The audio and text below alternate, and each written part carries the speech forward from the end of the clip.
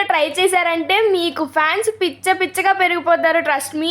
And అంత మంచిగా ఏం చేసేసావమ్మా అంటారా? నేనైతే మష్రూమ్ కర్రీ చేశాను. మరి మాతో చెప్పవా అంటే మీ కాక ఇంకెవరికి చెప్తాను చెప్పండి. అందుకే ఈ వీడియోతో నేను మీ ముందుకు వచ్చాను. So hi guys, welcome back to my mini vlog.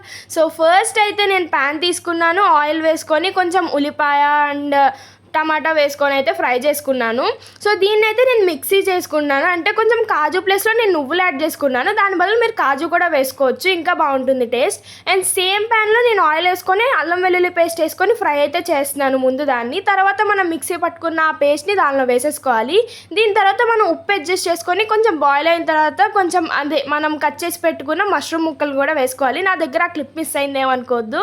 And దీని తర్వాత మనం ఉప్పు, గరం మసాలా అండ్ కారం వేసుకోవాలి. ఉప్పు అని మళ్ళీ ఎందుకన్నానంటే కొంచెం అడ్జస్ట్ చేసుకోవడానికి. సో ఈ ప్రాసెస్ అంతా అయిపోయాక కొంచెం కసూరి మేతి కూడా వేసుకోండి. దీన్ని ఇంకా నెక్స్ట్ లెవెల్ టేస్ట్కి తీసుకెళ్ళాలంటే కొంచెం క్రీమ్ కూడా యాడ్ చేసుకోండి. అంతే, ఇంకేం లేదు. ఈ రెసిపీ కనుక మీరు చేస్తే అసలు అన్నంలో చపాతీలో పర్ఫెక్ట్లీ సెట్ అయిపోతుంది. ఐ థింక్ మీ అందరికీ వీడియో నచ్చిందని అనుకుంటున్నాను. Please like.